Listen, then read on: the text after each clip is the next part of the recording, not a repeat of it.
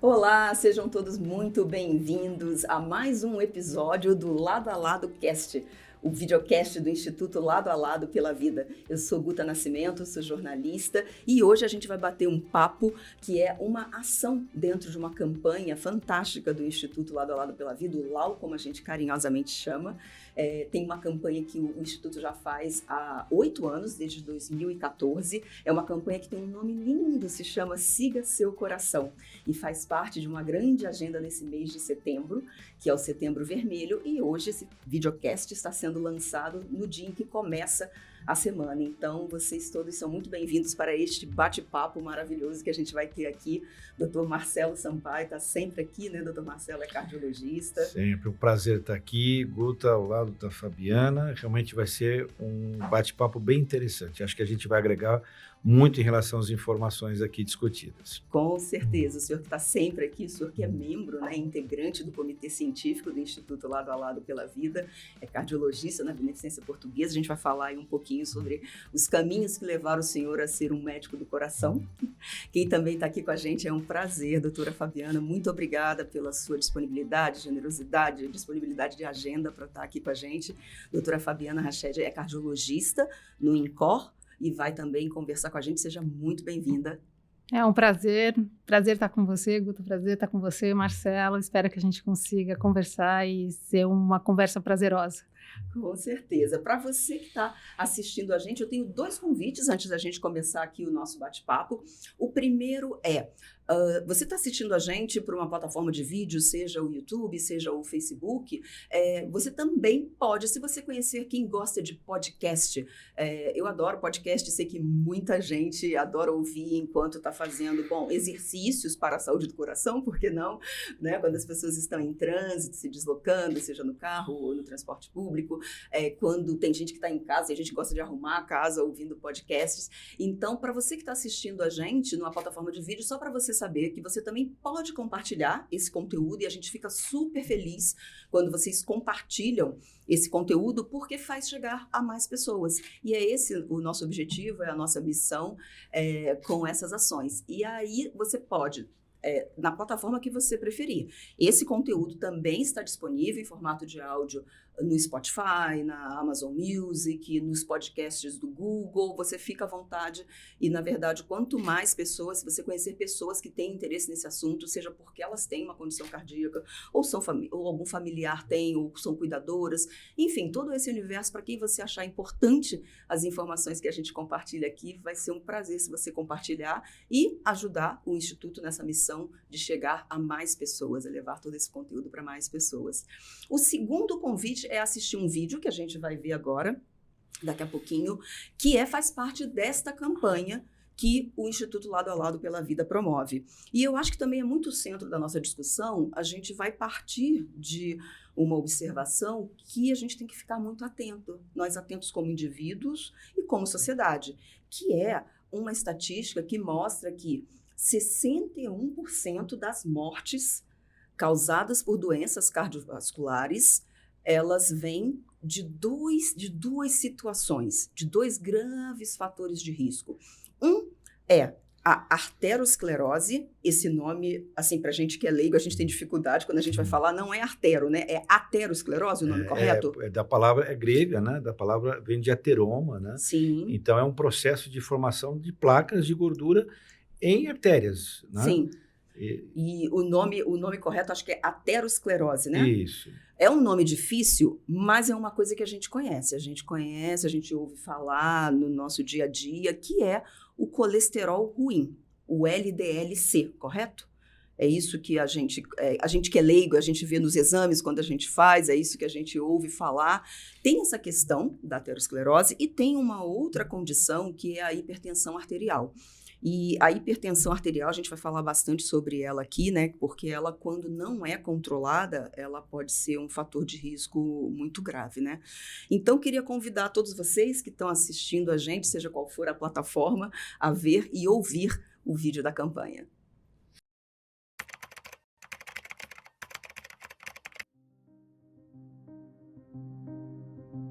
Seu coração pode não ter uma segunda chance.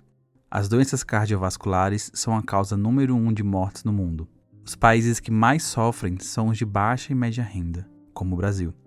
17,7 bilhões de pessoas morrem no mundo a cada ano por doenças cardiovasculares. Isso representa 31% de todas as mortes do mundo. É como se toda a população dos 7 estados da região norte do Brasil fosse dizimada pelas doenças cardiovasculares. O que pode prejudicar o seu coração? Há fatores de risco que não são modificáveis, como a idade e a hereditariedade. Mas há muito que pode ser feito voluntariamente pela saúde do coração.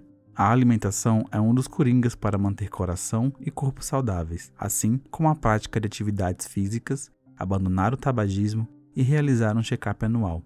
E lembre-se, pequenas mudanças no dia a dia já podem fazer a diferença para a saúde do seu coração.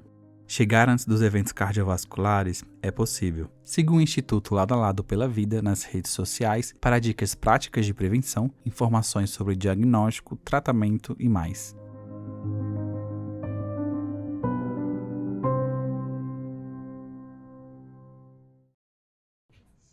Então, fica aí esse convite para todos vocês que estão nos assistindo, nos ouvindo. As campanhas do Lado a Lado, eu acho que sempre tem uma característica muito interessante, que é essa linguagem, que é uma linguagem muito inclusiva, né, de falar como as pessoas entendem. As informações são sempre transmitidas com muita assertividade, muita objetividade, são sempre lindas, né?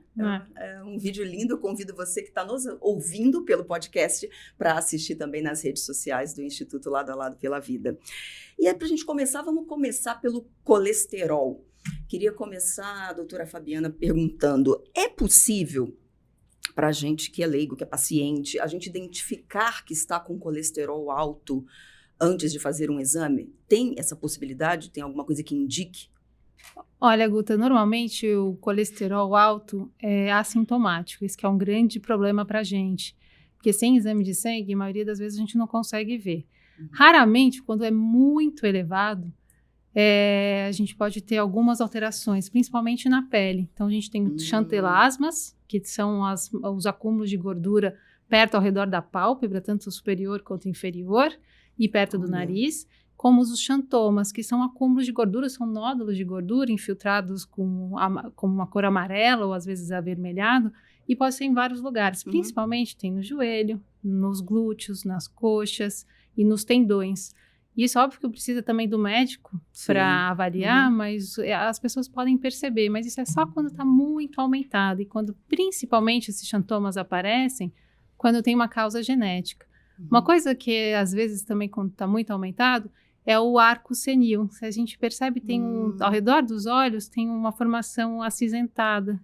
Quando é precoce, quando é jovem que tem isso, chama senil, que é mais velho que tem. Sim. Mas quando é mais jovem pode ser uma das alterações que chama atenção para quando tem colesterol alto. Mas uma coisa que eu sempre falo para os pacientes é se você tem alguém na família com colesterol alto, fica atento, que você pode ter colesterol alto também. Sim, a gente vai entrar nessa discussão depois sobre essa condição genética, né, os impactos dela e em que momento. Mas antes eu queria fazer uma pergunta que, na verdade, é uma curiosidade que eu sempre faço aos médicos. Como é que vocês decidiram, na vida de vocês, cuidar do coração das pessoas? Doutor Marcelo, o que levou o senhor à cardiologia? Uma paixão? Pois é, uma pergunta bacana, mas assim, isso tem muita relação com a minha infância, né? Meu avô era médico, e foi médico, ele saiu da Bahia, que é até bem interessante, porque ele saiu da faculdade e foi direto para uma cidade do interior de São Paulo. Não fez residência, e ele era operador, pediatra, ginecologista, clínico, e se desenvolveu bem lá, foi prefeito da cidade, professor da escola. E eu ia muito lá passar as férias. E o consultório dele era dentro da casa, sabe? Então, a gente via os pacientes chegando lá, a gente via algumas emergências. E eu comecei a me interessar. E naquela época não tinha muita coisa a ser feita ali. A gente ficava, às vezes, brincando ali no consultório, brincando com os livros. E sempre apareciam as questões do coração, né? Então, isso me interessava muito, e eu começava às vezes a ler e gostei, E sempre tive isso, nunca tive dúvida. Eu brincava que eu falei, eu quero ser médico para ser cardiologista. Olha. Né? Então, sempre gostei. E realmente é um órgão que ele tem muito a ver com a clínica geral, né? Um bom cardiologista é um bom clínico, ele tem que ser, porque ele envolve fatores de risco, ele envolve uma série de questões envolvidas com as outras doenças cardiológicas. Então, você acaba tendo que estudar a clínica também. Então, por conta dessa amplitude, é uma opção bastante interessante. E, doutora Fabiana, como é que chegou nesse lugar de cuidar do coração? Eu acho que uma história parecida com o Marcelo, mas meu pai é cardiologista e eu adorava, quando pequena, ir no consultório com ele, que eu mais gostava é ir para o hospital. E eu gostava de ver, ele não via os pacientes com ele, mas eu acompanhava. Eu acho que eu quero isso para mim. Eu sempre gostei de cuidar das pessoas, de observar a vida das pessoas. Sim. Eu acho que foi um dos motivos que me levaram a ser médica primeiro, porque eu acho que cardiologista, antes de tudo, é um médico da família também. Sim, com certeza. E é você cuidar das pessoas, saber esse respeito e ver com o que você pode fazer, mínimo, uma mínima atenção, mínima coisa, você pode mudar um pouco a vida das pessoas. Acho isso um impacto enorme. E como é que vocês, começando com o Dr. Marcelo, como é que vocês exercem a cardiologia no dia a dia? Diga, no consultório, em cirurgias, como é que... É uma pergunta até para saber o que mais chama a atenção hoje em dia para o senhor no seu exercício da profissão. Olha, nós somos clínicos, tanto eu quanto a Fabiana, então nós não fazemos cirurgias, mas a gente participa do dia a dia da cirurgia, porque os nossos pacientes vão ser operados, a gente vai acompanhar. Eu sou essencialmente assistencialista, mas hoje em dia tem cardiologistas que fazem só exames, fazem ecocardiograma, fazem cateterismo, mas eu faço consultório e interno os nossos pacientes no hospital e acompanho eles. Sim. É um dia a dia bem puxado, porque você tem um movimento de consultório, às vezes com agenda cheia, mais pacientes internados que você precisa passar visita em cada um. Sim. E no formato assistencial que a gente faz, não adianta você ter muitos assistentes que falam, eu vou ajudar, porque o paciente que está internado, ele quer ver você, ele quer conversar com o médico, ele quer saber o que o médico achou daquele exame. Eu sou essa paciente. Exato. Então, medicina, eu sempre falo, medicina bem feita tem um limite. Você não pode ter 50 pacientes internados, porque com certeza você não vai estar dando uma boa assistência. O ideal é que você consiga passar visita em todos eles. Né? E o ideal é que todos os pacientes se sintam seguros, saber que você está por trás disso. Então, para fazer bem feito, você tem que ter um limite. Né? E a gente toma muito cuidado com isso. Mas a nossa rotina é uma rotina bem pesada. Acho que a Fabiana também deve ter uma rotina semelhante. Mas, assim, o dia que a gente está sem trabalhar, eu fico, às vezes, procurando alguma coisa. É estranho, está faltando alguma coisa. Será que o telefone está desligado? Não é possível, não tocou até agora, entendeu? Então, a gente vai estar sempre fazendo... Então, está no nosso sangue, né? Sim. É uma coisa que não nos cansa, esse é o grande problema, porque, às vezes, a gente trabalha 14, 15, 16 horas sem ficar cansado. Claro que quando chega em casa e para tudo, você desmaia na cama. Mas esse é a nossa paixão, né? Sim. E a paixão, ela tem um nível de superação de dor, sabe? De estresse, de tensão, às vezes de fome. Quantas vezes a gente fica sem almoçar, sem jantar, por conta do paciente, né? Esse sacrifício, essa abnegação, ela faz parte de uma boa medicina. Chama vocação, né? Exato. Eu tenho uma frase que eu gosto muito, né? Chegaram para o Mozart estava tocando, e aí perguntaram assim, falou, puxa, mas ele toca tão bem, deve ser tão difícil, né? E ele virou e falou assim, ou é fácil ou é impossível. Fantástico. Ou é fácil porque está no seu sangue, Sim. e você nasceu com esse talento, Sim. ou é impossível porque você nunca vai conseguir fazer. Então, medicina bem feita é talento. Sim, e muito de vocação, né? Doutora Fabiana, seu exercício no dia a dia, como é que se dá e o que chama atenção hoje? Eu concordo com o Marcelo, nosso dia a dia é bem puxado. Eu tenho um pouco, fora o consultório que eu gosto muito, eu gosto também de acompanhar meus pacientes internados, então isso é uma parte importante do meu dia, mas eu também trabalho no INCOR, como você falou, o Instituto do Coração, que é um hospital público, e eu coordeno a parte da enfermaria de aterosclerose, que são os pacientes que internam para operar, que fazem angioplastia, e eu fico com os residentes. Então, isso me dá igualmente muito prazer. mas é agitado. Eu fico no INCOR Sim. pela manhã e à tarde eu vou no hospital privado trabalhar, fazer consultório e ver meus pacientes. Certo. Um dia a dia bem agitado.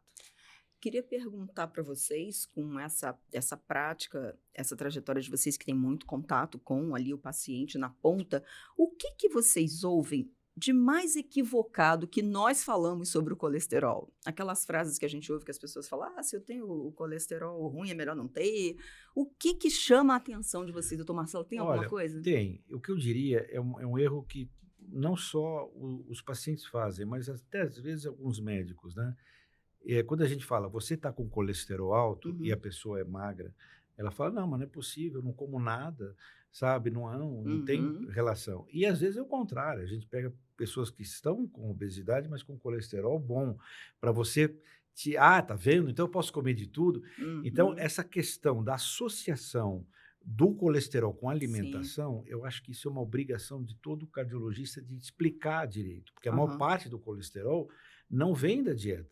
É diferente, as pessoas acham que o colesterol está alto porque elas estão comendo errado. Uma parte sim, mas não a essência total. Então, você fazer essa quebra desse paradigma realmente para mim, uma dificuldade e um erro muito frequente. Doutora Fabiana, tem alguma coisa que chama eu atenção? acho também que chama atenção, colesterol é ruim. Não é ruim, é importante, é fundamental para as nossas membranas, para as nossas células, para a formação de hormônios, para a formação de vitaminas, vitamina D, por exemplo, e ácidos biliares, que ajudam na nossa digestão. Então, eles são importantes. Quando ele está em excesso, principalmente colesterol ruim, que a gente vai dividir o LDL ruim, aí que vai causar o problema, que é o acúmulo de gordura, que são as placas de ateroma, que o Marcelo comentou, e pode ocasionar infarto, AVC, mas é quando ele está em excesso. Sim. Uma outra coisa também que a gente erroneamente associa é a questão da idade, né? Parece que o colesterol é alguma coisa que vai ter problema só lá na frente, quando você ficar mais velho. Como é a questão do colesterol, doutor Marcelo, em crianças, em adolescentes? Como é que se dá isso? Olha, sim, acontece, né?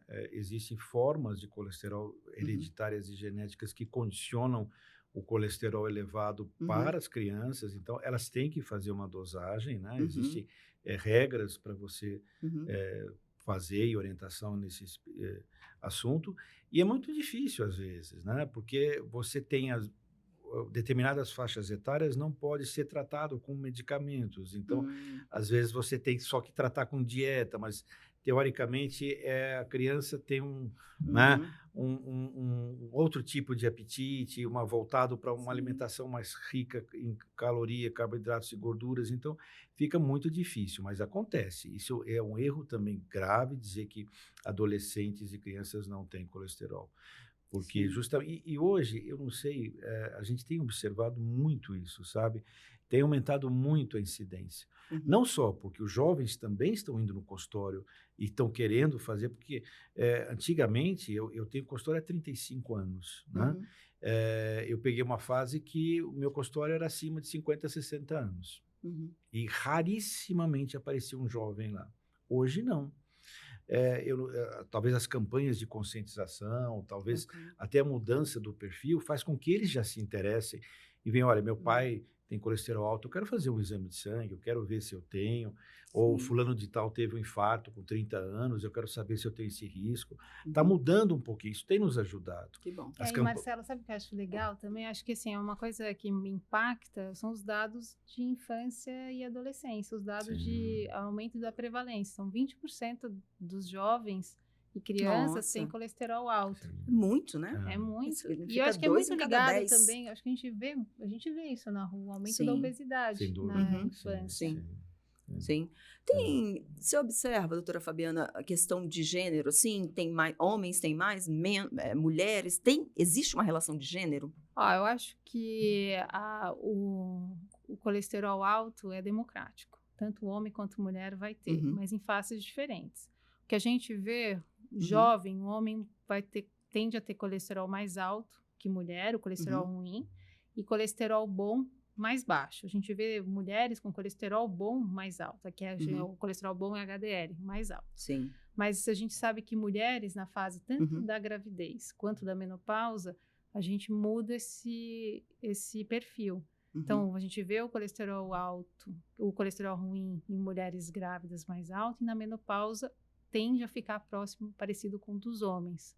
Então, E as na mulheres- menopausa tem um detalhe também interessante. Às vezes não tem tanta diferença numérica, mas a característica do LDL, colesterol, é uma característica que vai formar a placa, que são aquelas moléculas pequenas e densas, Sim. que essas são o LDL bastante heterogêneo, né? Aquele que forma o ateroma. Então, pode até estar num nível mais ou menos Sim. semelhante os dois, mas após a menopausa, seguramente a mulher tem uma probabilidade maior de ter esse LDL mais agressivo, que Aham. forma placas. Né? Sim. Uma outra questão é sobre medicamentos.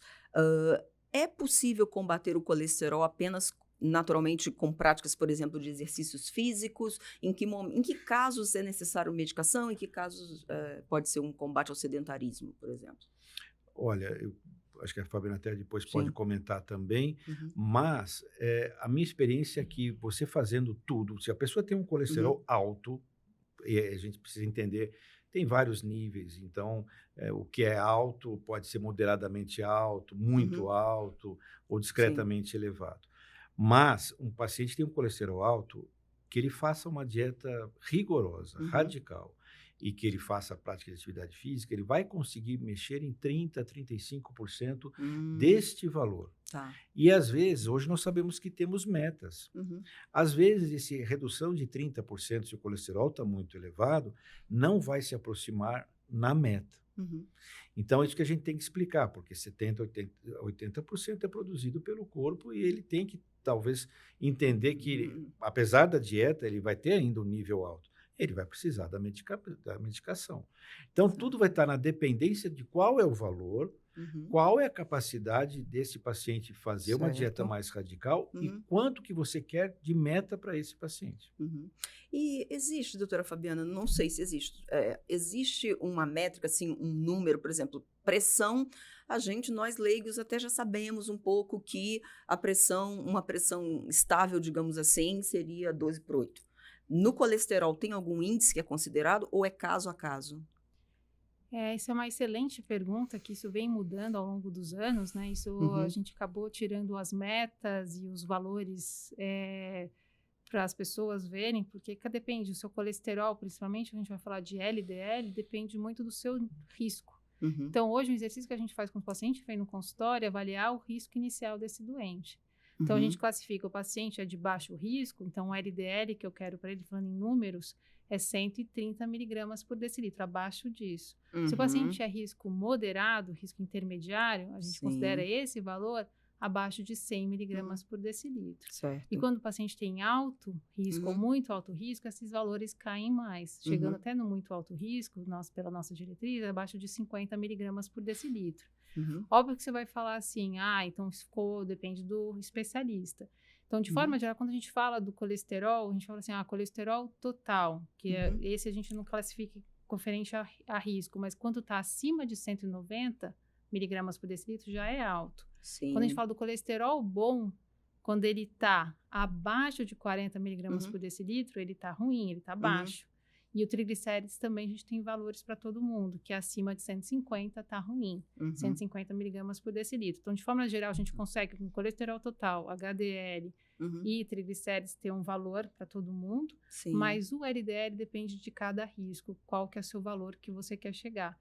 Então, um paciente que, por exemplo, tem um infarto, que a gente considera ele de muito alto risco, a gente vai ser mais rigoroso e o valor do LDL mais baixo, que a gente vai querer para esse paciente. Ou seja, não dá para acionar o Dr. Google, né? A gente abre um exame, a gente vê os nossos números e a gente não consegue interpretar. Uma coisa que todos se confundem é que todo mundo vai para o colesterol total. E o colesterol total é a soma do bom com o ruim. Então, tem pacientes que têm um colesterol mais alto, mas têm um HDL super elevado. Então, é importante entender, explicar e depurar esses números, né? Isso tem que ser um especialista que vai estar lá, vai estar explicando e tal. Então, por isso que realmente só olhar o exame não resolve. Não. E a gente faz isso o tempo todo, meu Deus. Uma questão que eu queria perguntar para vocês é se tem a diferença quando é genético, quando o colesterol, porque veja se esse raciocínio está correto, senão me corrija se estiver errado. Você tem um que você adquire eu pode adquirir um colesterol ruim mais alto ao longo da vida por determinadas práticas, e tem um que é genético, por mais que eu não tenha atos, uma dieta que me leve necessariamente pessoas a magras, isso, exato. é genético. Tem diferença nos sintomas? Tem diferença nos tratamentos? Quando é genético, como é? Na realidade, quando é genético, em Uhum. geral são crianças ou jovens e tem um nível, dependendo, porque os genéticos são por mutações. Sim. As mutações, para que as pessoas entendam, elas podem ser completas, que seria o homozigoto, né? O nome mais difícil, mas vamos dizer mutação completa, ou parcial ou incompleta, que seria o heterozigoto. Certo. A mutação parcial incompleta condiciona níveis de colesterol elevados, com risco também, mas Sim. não se compara à mutação completa, cuja probabilidade de ter desfechos ruins é altíssima. Sim. Então, o nível de agressividade para esses pacientes é muito alto, né? Esses que têm a Sim. mutação completa, né? E, obviamente, tirando, às vezes, pelo valor, dependendo, às vezes o médico pega o valor e fala, esse aqui provavelmente é de caráter genético, né? É uma hipercolesterolemia familiar. Mas, assim, fora isso, a evolução sempre é a formação das placas de ateroma e o risco de ter infarto, AVC. Sim. Eu vou comentar uma coisa que o Marcelo, acho que tocou muito importante. Assim, primeiro a gente vê o valor também, né? Óbvio que, assim, quando o valor está muito alto, o LDL acima de 190, você tem que pensar. Se o médico não pensar, ele não vai fazer o diagnóstico. Por que, que é importante fazer o diagnóstico de uma causa genética? Porque você vai fazer o screening da família. Você vai ver outras crianças, alguém da família que tem isso, e você vai agir precocemente. Muito importante. Que faz muita diferença. Sim, sim. E outra coisa é que quando tem níveis muito altos, igual assim, da alteração completa, quando é homozigoto, a gente vê níveis muito altos, mas a gente vê aquelas alterações que eu chamei a atenção antes. Sim, no que começo. são os xantomas, que são aqueles nódulos na pele. Sim. Pode ter xantelasma, pode ser o arco senil. Então, essas alterações que a gente vê em pacientes com alterações genéticas. Sim. E falando agora um pouquinho sobre as doenças que esses quadros podem causar, né? É a longo prazo, a gente sabe que cada caso é um caso, mas é rápido. As pessoas têm uma sensação de que você vai levando ali o colesterol alto, mas lá na frente você vai ter um problema. E não, mas há casos em que o senhor falou muito de infarto, né? Eu me lembrei muito de infarto em mulheres jovens, que as pessoas chamam muita atenção, né? Quais são os principais problemas, doenças que o colesterol alto contínuo pode causar? Olha, você pega basicamente 3 níveis de problemas principais e são sempre circulatórios, né? Então, para a gente usar uma linguagem mais popular, é onde atinge o colesterol no encanamento do corpo, né? Sim. E esse encanamento ele pode estar localizado no coração, aí o risco é ter um infarto, mas também pode ter angina, pode ter uma doença mais estável, pode ter uma complicação dessa angina, como o coração ficar mais enfraquecido e assim por diante. Na cabeça pode ter desde uma isquemia leve até um AVC, que é o derrame. Porque aí você tem as placas que estão obstruindo lá em cima. E, finalmente, na parte periférica, né, que são as artérias que vão para os membros, principalmente membros inferiores. Que ali você pode ter desde uma dor para andar, que a gente chama de claudicação intermitente, que é a angina da perna. Né? Olha. Toda vez a pessoa que está andando um pouquinho, ela sente dor, para um pouco, descansa, melhora, depois ela continua andando, ela vai ter dor de novo. Isso é a claudicação intermitente, que nada mais é que a manifestação da formação dessas placas a nível periférico, a nível de membros inferiores. Então, essas 3 manifestações, essas três áreas é que vão condicionar os sintomas. Tem pessoas que acabam desenvolvendo uma doença tão grave na parte periférica, nos membros inferiores, que vão para gangrena, para necrose, acabam com amputação. Então, se você fizer uma análise fria, Guta, todas as manifestações de colesterol a médio e longo prazo são terríveis. Sim. São AVC, infarto, isquemia de membro. Ou seja, o impacto a médio e longo prazo é altíssimo. Sim. Por isso que as pessoas têm que entender que quando tem colesterol elevado, elas têm que começar já a prevenção e o tratamento imediato. Sim. Porque o impacto não vai ser dado na hora do diagnóstico, mas lá na frente. Ah. Uma outra dúvida, por exemplo, doutora Fabiana, quem tem colesterol alto tem que cuidar a vida toda? Isso, o que vocês observam na prática? É uma coisa que se manifesta para o resto da vida, ou você controla e depois, bom, você mantendo, claro, né, toda uma praxis adequada, ele volta, não volta? Como se dá ao longo da vida da pessoa o colesterol alto ou ruim? Não, acho que essa pergunta é excelente. Eu acho que o grande problema no consultório é esse, você manter o tônus e a mudança do estilo de vida a vida inteira. Uhum. Se a gente vê muita dificuldade nessa mudança de estilo de vida, quando a Sim. gente vê que é mais precoce, a infância, quando começa na infância, isso Uhum. tende a ser mais natural e mais fácil. Sim. Quanto mais você começa a instituir a mudança de estilo de vida mais tardiamente, mais Uhum. difícil de ver muita resistência. Sim. Você tem muita dificuldade. Mas quando você vê que o colesterol está alto, óbvio que a Uhum. gente precisa ver se a causa é genética ou se a Uhum. causa não é genética. Uhum. Mas dependente disso, quando você acha que tem que tomar remédio pela causa do colesterol alto, você vai tratar, Sim. a tendência é tratar a vida inteira.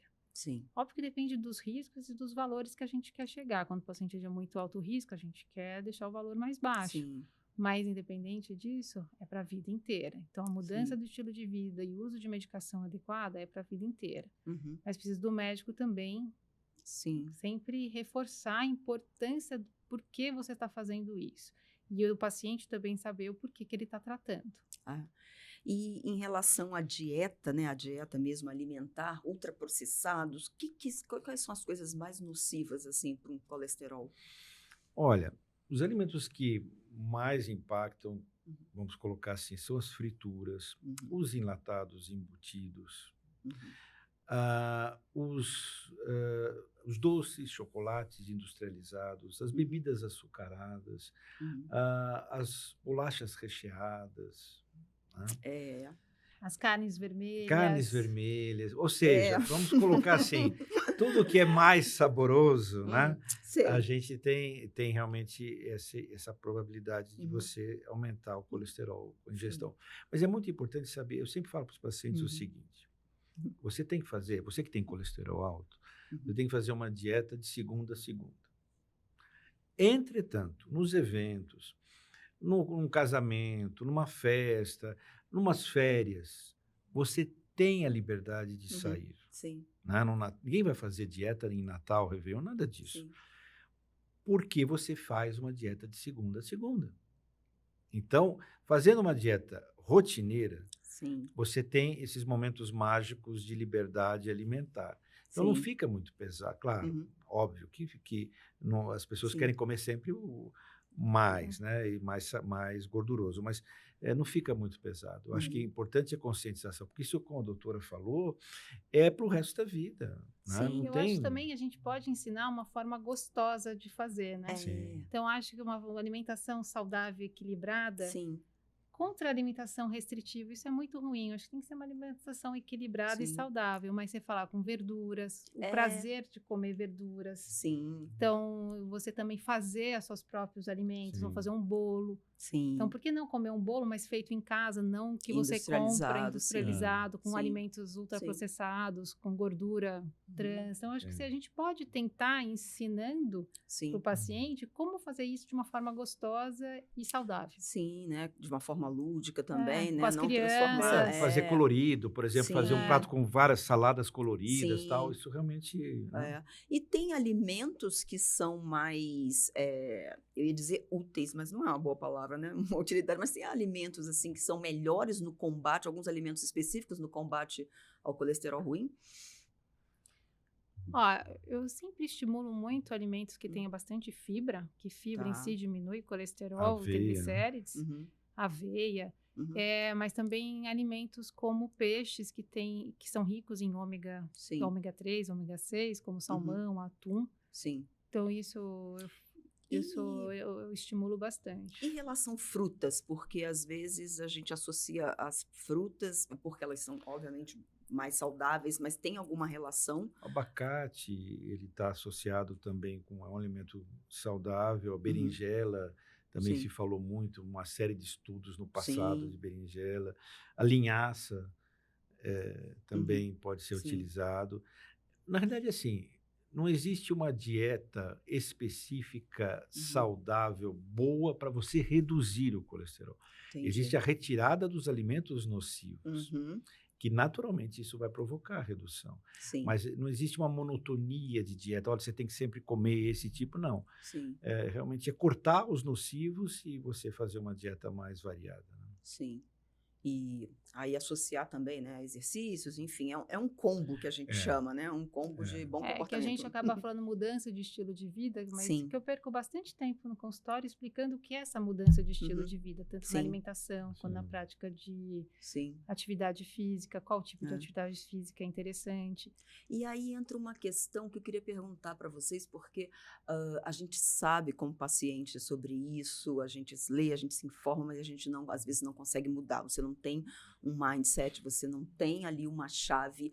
O que vocês observam na prática, assim, o que mais é mais efetivo para as pessoas mudarem? Pelo que vocês já viram, às vezes é uma doença grave, é uma pessoa que infarta na família, você leva um susto. O que vocês... Sofrimento. Eu Sofrimento? diria, a Tá. doutora Fabiana Primeiro, me começando com o senhor, confirma ou não, mas Sim. as pessoas só mudam quando sofrem. Uhum. E às vezes precisa ser um sofrimento muito grande, porque o Sim. primeiro sofrimento, ela faz a mudança inicial, depois ela volta tudo ao normal. Então, infelizmente é assim. Hoje eu dei alta para um paciente que ele bebe e gosta de bebida. E aí, falando sobre isso, ele falou, doutor, só uma coisinha, eu não vou parar de beber. E aí o paciente ficou 60 dias internado no hospital por múltiplos problemas. Nossa. Sabe? Então, tudo é um livre-arbítrio associado com nível de tolerância, nível cultural e o nível do que ele quer de perspectiva de vida, certo? Então, se ele vê que ele quer ter mais projetos, que ele quer ver os netos crescerem, tal, é isso que a gente tem que ir por este lado para a gente puxar as coisas, mas depende da pessoa. Sim. Por isso que nós estamos, eu acho que programas assim têm uma utilidade pública muito grande, porque são ondas que vão batendo na cabeça, né? São sementinhas que você vai jogando e ele escutou uma vez, depois daqui a um mês ele escuta de outra forma, tal, porque realmente depende se o paciente não quiser, ele não vai ter uma vida saudável. Depende Tem alguma dele. coisa, doutora Fabiana? Que Eu acho isso, eu acho que é sofrimento. Quando a gente vê muito paciente que infarta, você vê que eles mudam, mas são 3, 4 meses, depois a tendência que não sente mais nada é voltar para o estilo de vida basal e mais fácil. Mas o que eu acho que esse programa é muito essencial é mudar, plantar uma sementinha na cabeça dos pais, na cabeça dos filhos. E aí a gente está falando de uma prevenção não primária, está falando de uma prevenção primordial, antes que desenvolva o fator de risco em si. Então aí eu acho que a gente vai conseguir e o nosso impacto vai ser muito maior. Certo. Porque quando a gente consegue, quando pega o paciente que já infartou para mudar o estilo de vida, é muito difícil. Precisa de muito sofrimento, igual você falou, mas de muito trabalho multidisciplinar. Sim, e acredito também muito de uma rede de apoio, né, da família, porque é muito difícil você no dia a dia de uma casa, de uma família, uma pessoa mudar o hábito, né, sozinha, e as pessoas não acompanharem, nem ali por empatia, Você né? sabe como você vê isso? Por exemplo, a questão do cigarro. Na questão do cigarro, se você é um casal e a parceira ou parceira fumam, é muito mais difícil essa pessoa largar se a outra também não parar. Então, é todo um trabalho que você às vezes tem que conscientizar ou paciente, ou acompanhante, ou parceiro, entendeu? E nessa questão da alimentação, a geladeira, né? É duro você abrir uma geladeira com várias coisas que você gostaria de comer, tem o desejo, você comia, mas você não pode comer mais. Então, tem que ter uma rede de apoio, né? Eu acho que a família é muito importante, ou com quem você divide ali a sua vida, ajudar a você a manter essa condição, né? Eu vou fazer agora aqui uma pausa, bem youtuber, tá? Eu queria perguntar para você que está assistindo aí, a gente que está ouvindo, se você já tocou o sininho, a gente brinca, né?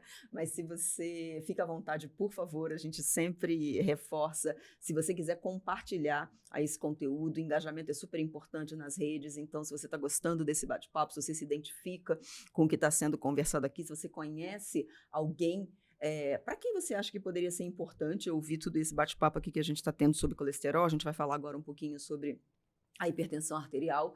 Então, por favor, fica super à vontade. Lembrando que esse conteúdo está nas plataformas de vídeo, Facebook, YouTube, e também em formato de podcast, está na Amazon Music, no Spotify, no Google Podcasts, e é sempre uma alegria para a gente quando vocês compartilham. Vamos falar agora um pouquinho de pressão arterial. Primeira coisa, esse número que fica batendo lá na nossa cabeça 12/8 e a gente se assusta às vezes, ou às vezes a gente relaxa.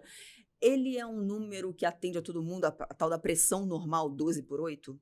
Ou tem diferenças também? Cada caso é um caso? Quer começar, doutor Marcelo? Olha, eu diria que para entendimento da população em geral, eu diria que ele atende, tá? Obviamente tem algumas características, as crianças e os jovens têm um nível de pressão, os idosos têm outra média, mas de uma maneira geral, dá para a gente entender que 12/8 seria realmente a meta a ser atingida. O mais importante é você entender que não é só o valor absoluto, mas a média do que você tem. Então, as pessoas às vezes me ligam desesperadas, olha, hoje eu estou com 15/8, minha pressão está alta. Calma. Você está com 15/8 quando? Desde manhã? Agora é à noite. Você está...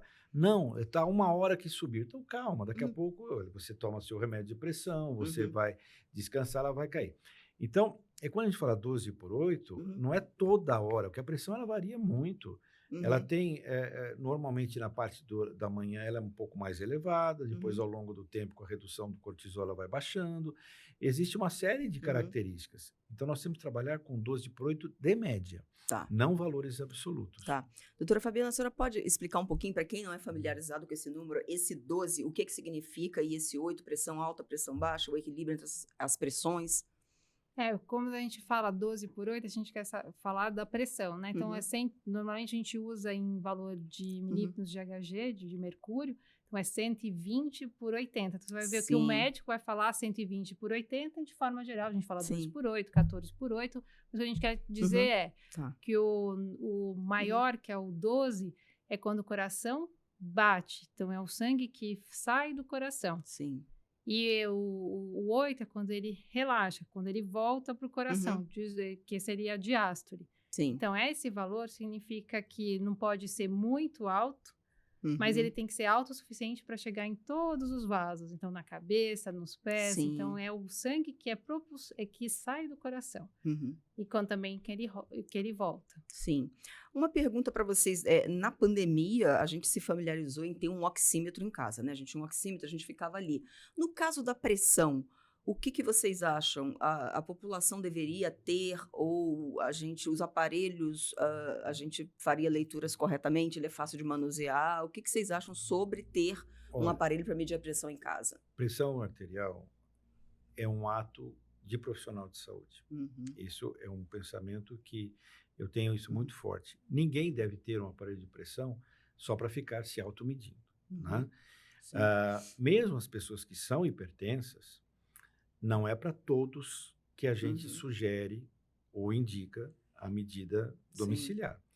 E uma vez que você esteja com o seu tratamento correto, e você não esqueça de tomar sua medicação, essa medicação já foi ajustada pelo seu médico, às vezes o médico pediu um exame chamado MAPA, que vai mostrar a média dessa pressão, você não precisa ficar medindo toda hora. Certo. Tá? Então, eu diria, é um recurso útil, mas não para todos os casos e não para todas as situações. Tá? Certo. Diferente do oxímetro na pandemia, porque o vírus podia pegar qualquer um. Então, às vezes, você estava tossindo, espirrando, você já ia colocar, poxa, minha oxigenação está boa. E foi algo circunstancial. Agora, a gente não usa mais isto. Tá? Então, eu tenho muito medo das pessoas entrarem numa paranoia de ficarem medindo e não saber o que fazer com esse número. Né? Porque é o médico que mede ou a enfermagem que mede, mas esse número ele tem que ser interpretado. Ele não é, o valor dele absoluto é importante quando está extremamente muito alto, Sim. mas não é importante no contexto de um fato isolado, de um número isolado. Por isso que a Sim. gente realmente tem que tomar muito cuidado quando a gente sugere, olha, tem um aparelho de pressão em casa, porque senão as pessoas vão entrar e vão ver que com a pressão varia, cada hora elas vão se assustar. E acho que Sim. aumenta a ansiedade. É. Acho que aumenta muito a ansiedade. Acho que a mensagem, gente, a pressão alta, Sim. ela às vezes a gente não sente a pressão alta. A maioria das vezes, vou falar que a gente não sente a pressão alta. Então, a gente tem que ter alguém que meça a nossa pressão, um profissional de saúde. Então, tem que ir ao médico, ou tem que ir ao posto, medir a pressão para ver quanto Sim. que ela está. Porque 1/3 Sim. da população tem pressão alta. E Sim. quando a gente envelhece, isso aumenta, chegando acima de 60 anos, até 65% das pessoas têm pressão alta.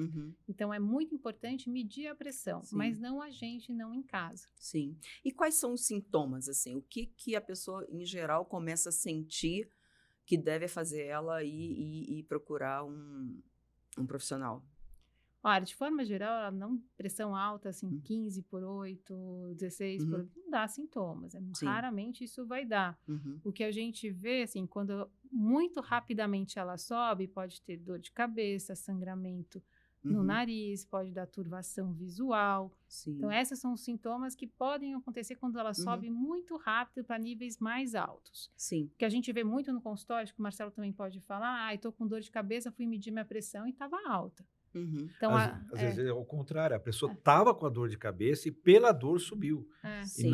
E não é a dor que a pressão fez. E você não tem dificuldade de tirar isso das pessoas? Muito. Porque às vezes a gente tira, e o aparelho em casa é assim, estou com dor de cabeça, medi, estava 16/8, minha pressão não está controlando com remédio, estou desesperado. Sim. Aí você vai ajustando o remédio, isso é muito preocupante. E você sabe, Fabiana, uma coisa que eu passo muito é assim, você pega uma pessoa que tem pressão alta, você dá uma medicação para tratar, e aí ela liga 2 dias depois e fala assim, doutor, esse remédio não está fazendo bem, porque eu estou passando mal. Quanto à sua pressão? A gente vê que não, o remédio não fez efeito ainda, e ela coloca aquilo como um efeito colateral da medicação. Então, que fique a mensagem, pressão não dá sintomas na maior parte dos casos, é muito raro, e o grande perigo é justamente isso, é você ficar com a pressão elevada sem sentir nada. Entendi. E o que causa a pressão alta, nos 2 casos, a longo prazo ou essa manifestação que a doutora Fabiana falou, quando ela dá um pico assim inesperado? Quer começar, doutora Marcelo? Olha, então, a pressão é mais ou menos como o colesterol. E, aliás, são fatores que a gente chama de fatores de risco principais, cardinais para as doenças cardíacas. Por quê? Porque também ela vai, com o passar do tempo, levando à formação das placas, piorando a condição da aterosclerose, gerando o AVC, gerando o infarto, gerando os problemas periféricos. Sim. Mas a hipertensão arterial também pode provocar uma doença do músculo do coração, que é uma coisa muito importante. Sim. Porque o músculo pode crescer, a chamada hipertrofia. Com o passar do tempo, essa musculatura do coração vai ficando enfraquecida, gerando um fenômeno e uma doença muito importante, que é a insuficiência cardíaca, que atinge muitos brasileiros hoje em dia. Além do mais, a hipertensão arterial também pode lesar o rim. O rim? O rim. A maior causa de pacientes em nosso país que estão em diálise foi por causa da pressão alta. Olha. Então, todos têm que ficar muito atentos, porque todo mundo fala, a pressão mata o coração, mas é uma doença incapacitante da parte renal, com alto índice de morbidade, e realmente levando à falência renal e casos crônicos. A pessoa fica cronicamente doente. E atrelada a um sistema de diálise. Isso. E nesse caso que você falou, doutora Fabiana, quando ela dá esse pico, assim, tem alguma coisa que pode provocar isso ou é uma condição do paciente? Eu acho que a gente precisa saber, Guta, qual que é a causa da pressão alta. Que isso, às vezes a gente não consegue identificar, mas que a maioria das causas, eles são multifatoriais. Então, tem um lado genético, que é fundamental, parecido com o colesterol, tem um lado genético que você traz, mas também tem do estilo de vida. Então, o que a gente vê? Obesidade, diabetes, tabagismo, abuso de álcool. Então, a gente vê que são causas que levam você também a ter a pressão alta. Mas quando sobe muito rápido assim, eu acho que também a gente nunca pode esquecer da ansiedade. A ansiedade que a gente viu na pandemia, como isso aumentou muito. Então, a gente vê crises hipertensivas que, na verdade, são crises de pânico, ansiedade. Então, a gente vê isso bastante. Eu posso contar um exemplo pessoal? Por favor. A minha pressão é normal. Mas, um dia eu estava no Instituto, no Dante Pazzanese, e fui no intervalo dentro do banco. Entrei no banco porque eu ia resolver um problema lá. Quando cheguei lá, eu vi uma pessoa na frente, achei que era o gerente, e peguei um papel que eu tinha recebido, mostrei para ele me ajudar nisso. Aí, quando eu fiz isso, ele mostrou uma arma para mim. O banco estava sendo assaltado. Nossa, meu Deus. E aí fecharam a porta, todo mundo que entrava, já estava todo mundo rendido ali, eu sentei ali também e fiquei. Eles ficaram mais ou menos uns 12 minutos até o cofre abrir, né? Porque o cofre abre em determinados momentos, é uma coisa que depois me explicaram. E nesse momento que eu pensei, falei, poxa, daqui acho que eu não saio mais, porque eram bandidos fortemente armados, ameaçando todo mundo, tal. Era um posto bancário de hospital, você imagina. Quando abriu o cofre, os bandidos foram embora, nos trancaram lá. Aí também outro desespero que a gente queria sair e não conseguia. Depois de quase 1 hora a gente saiu. Quando saí, todo mundo ali, vieram várias pessoas que estavam no hospital. Sim. E uma dessas pessoas que me conhecia falou, nossa, você está muito branco, você não... Senta um pouquinho aqui. E aí já tinha outras pessoas vindo medir a minha pressão. Eu estava com 18/12 de pressão. Nossa. E eu não sou hipertenso. Então, para você entender o que a doutora falou, no contexto da ansiedade, da tensão, da adrenalina, né? Adrenalina. E raiva também, né? Raiva, medo. Angústia, sabe? Desespero. Então, tudo isso realmente faz aumentar a sua pressão. É a diferença do ser hipertenso e estar hipertenso, sabe? Sim. E assim como na questão do colesterol, que eu perguntei se tinha uma questão de gênero, tem alguma questão de gênero em relação a homens, mulheres ou determinada fase da vida da mulher? Ela está mais propensa a ter pressão alta? Eu falaria que tanto criança, adolescente, homem, mulher podem ter pressão alta, é também democrático, mas a gente vê assim, tanto no Brasil como até nos Estados Unidos, a gente vê uma tendência maior das mulheres ter pressão alta. Então, a gente tem o maior número, se pegar, acho que no Brasil deu dados pouco mais atuais, que até 54% das mulheres têm pressão alta, mais que o homem. Sim. Então... já superou já. E era o contrário. Em alguns países acaba, assim, no Japão, no Japão é mulher mais alto que mulher mais alto que homem, mas em alguns outros países homem ainda ganha das mulheres nisso, mas eu acho que já está equiparado e mulher ganhando. E hereditariedade é assim, é uma sentença no sentido, se minha mãe tem pressão alta, eu também vou ter, até na questão pode ser da idade, se eu não desenvolver mais jovem ou não, qual é o peso da hereditariedade de uma pessoa ter casos? Não necessariamente, é fortíssimo o peso da hereditariedade, é muito forte, mas não necessariamente é uma sentença que vai realmente desenvolver. Às vezes a gente vê coisas interessantes, por exemplo, pessoas que não desenvolvem hipertensão logo nas faixas iniciais e vão desenvolver após a 5ª década de vida.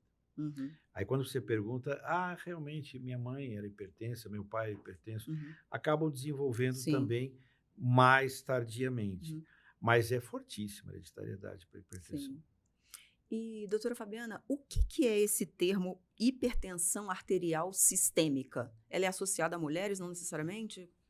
Não. Tá. Sistêmica é porque você vê a pressão alta... É o nome da doença. É o nome. Que a gente chama, que eu acho que uma coisa a diferenciar é a hipertensão essencial, que em 95% dos casos, que é primário, não a decorrente de uma doença que leva à pressão alta. Sim. Então, essa que é a principal causa, que a gente... que é na faixa de 30 a 50 anos ou mais até idoso, né? Quando você vê antes dessas faixas de 30 anos ou até acima, você suspeita de uma hipertensão secundária. Sim. E uma coisa que a gente vê bastante agora é o aumento da apneia do sono, né? Uhum.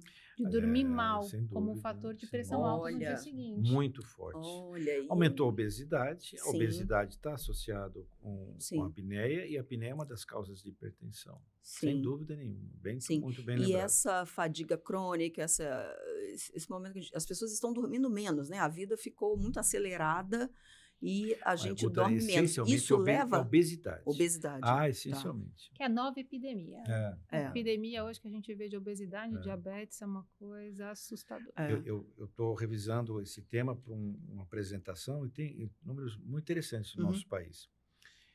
Em 2006, 11% da população era formada por obesos. Em 2019, esse número saltou para 19,8%. Nossa. Né? Então, 13 anos praticamente subiu, quase dobrou. É uma né? década quase, né? E Um pouco hoje mais nós que uma temos de pessoas em sobrepeso em nosso país Aham. 56,7%. Ou seja, mais da metade. mais da metade tem sobrepeso. Sim. Então, realmente, é uma grande epidemia e os Sim. efeitos vão ser sentidos nos Sim. próximos anos, com certeza. Sim. Colesterol e pressão alta são casados, assim? Um anda muito com o outro? Eles costumam ficar juntos ou não necessariamente? Dependendo, assim, é o perfil, né? Existe uma coisa chamada síndrome metabólica, Uhum. tá? A síndrome Que é? metabólica é um conjunto de sinais e sintomas, por isso chama-se síndrome, Sim. onde ela está associada com circunferência abdominal, ou seja, aquela gordurinha da barriga. Sim. Então, entra a obesidade, entra a questão do colesterol com HDL baixo, né? Sim. 40 para homens, 50 para mulheres. Uhum. A pressão alta é um dos critérios da síndrome, tá? E existem outros que o triglicérides elevado, que é um outro tipo de gordura também, que a gente não citou, mas também está. E para ter a síndrome, você precisa ter 3 ou mais critérios, tá? Então, aí mostra que os portadores da síndrome metabólica têm alto índice de infarto, doença arterial coronária e acidente vascular cerebral. Então, aí elas andam juntos. Se você fizer uma análise, o paciente obeso é o que carrega esses fatores de risco. A obesidade leva, por exemplo, para diabetes, que é um outro componente da síndrome, o risco aumenta em 10 vezes. E para pressão alta, o risco aumenta em 15 vezes. Então, você quer uma pessoa que tem as duas juntinhos, procure um obeso. Certo. Esse você vai encontrar com pressão alta e com alterações de colesterol. E no caso das dietas alimentares, assim, tem alguma coisa? O que é mais vilão para pressão alta? Tem sal, bebida alcoólica, tudo junto e misturado? O que tem, assim, vilões? Temos... A gente pode elencar alguns vilões. Sim. Acho que você falou 2 dele. Acho que o sal Sim. é um grande vilão. Sim. Eu acho que por isso que quando a gente dá o diagnóstico de pressão alta, o saleiro tem que sumir da mesa. E também alimentos embutidos, que vai bastante sal. Refrigerantes, tem bastante sal. Então, isso é uma coisa que a gente alimentos sempre orienta. embutidos, o que você citaria, assim, que as pessoas comem no dia a dia? Salame, salsicha. Mortadela. Sim, linguiça. Isso. A linguiça é um tipo de embutido, entendi. E... Tem uma coisa interessante que está na moda agora, né? Que é o shoyu. Né? Que leva... E uma coisa que também, outro dia, a gente não pensa nisso, né? A doutora Fabiana falou de sal. Você sabe que um pão francês tem uma quantidade razoável de sal? O pão francês? É claro, ninguém pensa nisso. Então, quando você está querendo procurar os detalhes, porque tem pacientes que você tenta acertar nos detalhes. Sim. Passa a ser importante isso. Sim, porque todo mundo vê um pãozinho aí, vê uma quantidade, mas tem sal lá dentro. Sim. E não é pouco. E, Marcelo, uma coisa que eu tenho uma filha e eu sei desde a infância dela que a gente deixa uma dieta sonsa já. Porque é paladar, você ensina a criança como comer. Então, essa comida não salgada para a criança é fundamental. Sem dúvida. Sim, Aprender Porque- depois de mais velho, tirar a comida, que sim. comida horrorosa. Sim. Então você acaba não gostando da comida. Tirar o sal da pipoca é duro. É isso. Quem nunca Mas aprendeu ela na necessário. pipoca, Exatamente, fácil. né? E o shoyu também, É. o senhor É. observou bem, o Sim. shoyu a Fica gente na adora moda, né? Todo mundo, vamos no encharcar japonês. o shoyu, E acha que indo no É. japonês está comendo comida saudável, né? Sim, É a isso, gente né? faz umas É. e fora o associações. açúcar que Sim. prepara o arroz. Né? Também. E vamos nem falar no saquê, né? Mais um outro detalhe que você tocou, a bebida alcoólica. Né? Sim. Claro, muito Pra pressão forte, alta. muito Sim, forte. sim.